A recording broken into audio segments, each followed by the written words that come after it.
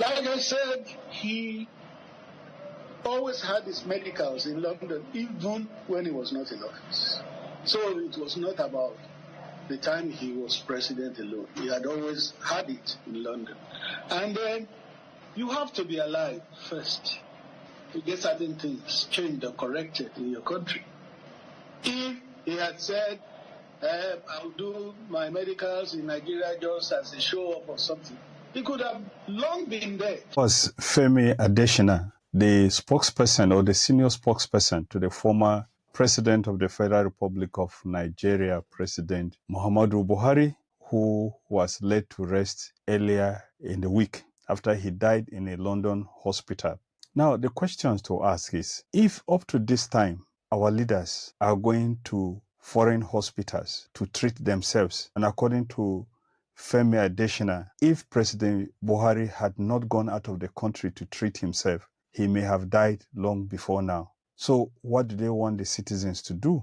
Have they sentenced citizens of Nigeria to death? This question is important because when the military took over power in 1966, in the first place, when they took over from the civilian government in 1983, there were three key things which they raised as the reasons for which they took over government. In the first place, they said that there was infrastructural decay in the whole country, that nothing was working and people were suffering. The second one was that there was corruption everywhere, that the civilian government were so poor, were so corrupt, that they had impoverished the people of Nigeria to the extent that the coup plotters in 1966 brought about a new thing in Nigeria.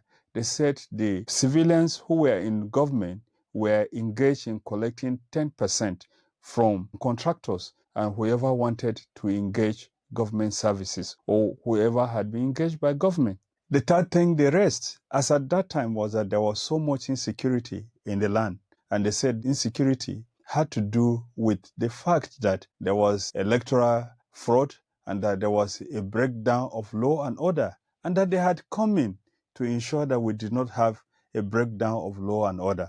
But what is the receipt? What has happened since 1966 to show that the saviors who came to save the country have actually not only impoverished the country, but made things far worse? Let's look at the statistics. When in 1983, Buhari and his people took over the reins of government and sent President Shehu Shagari out of Abuja, one of the things that they said was that the hospitals in Nigeria had become mere consulting clinics. Today, where are the hospitals? Are they still mere consulting clinics? They have decayed, gone down from being mere consulting clinics. Because in the first place, most of the doctors that were trained, that are treating Nigeria, have had to leave Nigeria because of hardship. And many hospitals, many states cannot boast of up to 100 doctors. There are several hospitals in the land that do not have doctors. And so the hospitals have deteriorated from the time President Muhammadu Buhari said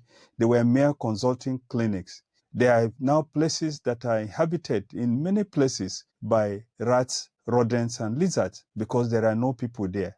Doctors are not available, and even nurses, trained nurses, several trained nurses have had to relocate out of Nigeria. Those that have not gone are in the process of writing applications or wanting to leave the country. What have these people done in the years that they have been in government?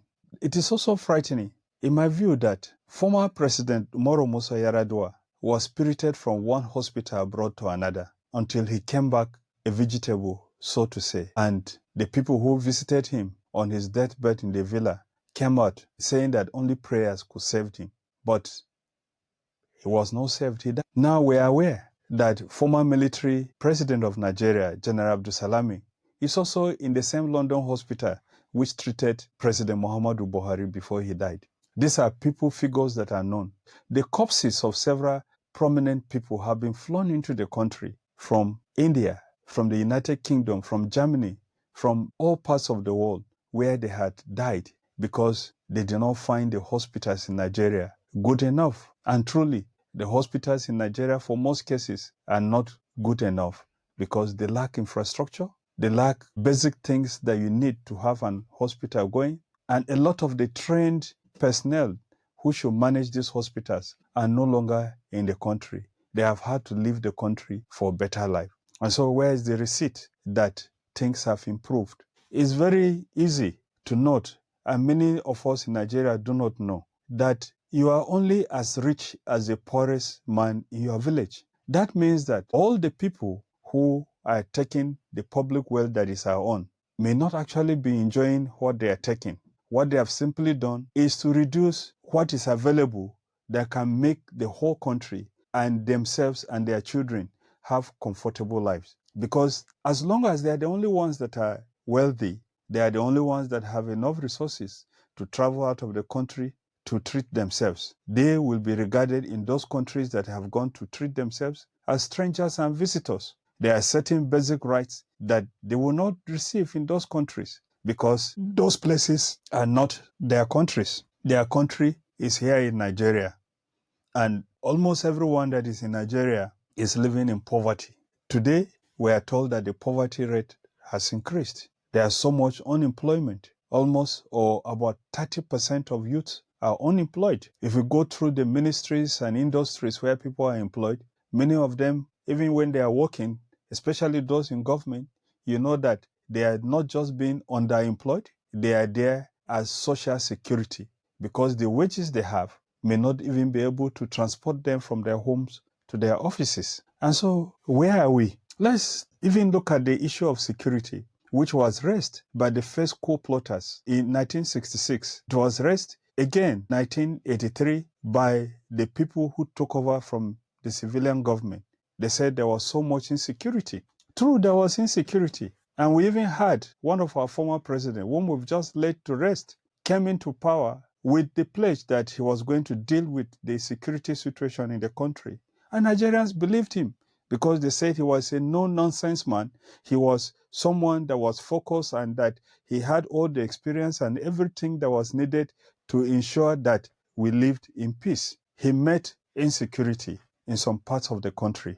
By the time he left government, the insecurity had expanded beyond the Northeast to several parts of the world. It is tragic to learn from the statistics that are being bandied around that last year or in the last 1 year, money that was collected by bandits and violent non-state actors may even be equal to the budget of some countries.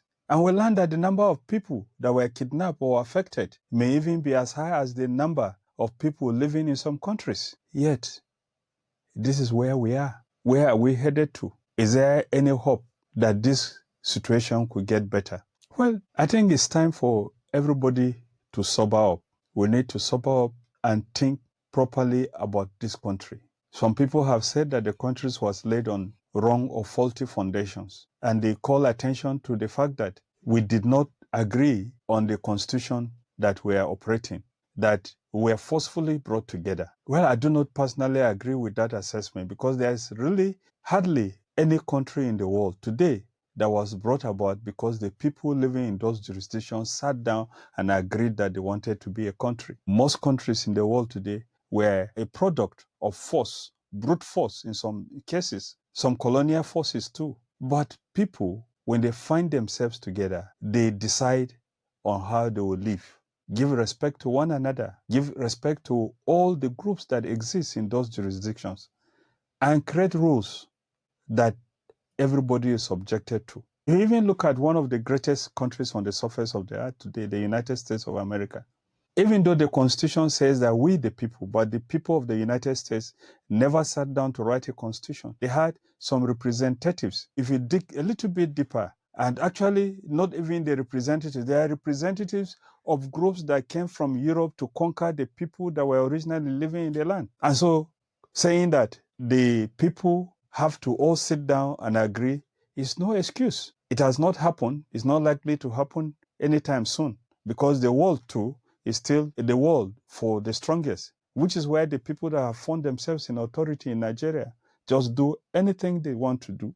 They disobey the law never catches up with them. They steal and nobody arrests them, but somebody can be jailed and even be subject to firing squad if he goes to steal his neighbor's dog or some chickens. as we saw in some recent news reports. What is there is that the governing elites of every jurisdiction sit down, decide what is going to be, and they decide on rules, common rules that are largely obeyed and followed. And that is how Europe came out of its 100 years of war, 30-something years of war, 1,000 years of war, and created a stable system that today draws people from all over the world. If we want to have a better country, we need to decide that the law is above everybody. We need to decide that this electoral system is going to work. And if the electoral system is going to work, everybody must agree that the electoral system should be respected. I've heard some of my friends say and argue that we should improve our electoral system, improve our electoral law. Well, good as those arguments are, the fact of the matter is that when someone goes to steal a ballot box, he is stealing the ballot box not because the law allows him, but because he can do it and get away with it. When someone collects result sheets and changes results, he does that because the policing system in that jurisdiction, in this case Nigeria, allows him to do that and goes scot-free. When someone conducts elections in one place and goes back to the same place to conduct another election so that he will influence the result of the election, he is committing an offense. And as long as our legal system, our judges, and everybody allows that to happen, so too will this country continue to go down, to go down, to go down. Now, as people say, we have become a laughingstock all over the world. People laugh at us. We spend money on hospitals, but our elites, our leaders go out of the country and they die there and they bring them back to bury. So of course, and even look at it, a lot of people, families of big people who are living outside Nigeria are depending on the money that is sent to them from Nigeria. So you have a system where Nigeria produces value for you to go and live elsewhere, die elsewhere, and then your corpse is brought back to be buried in Nigeria. We need to change this trajectory. We need to change this, and the time to change it is now. This is the other side. My name is Rimamnde Shawulu.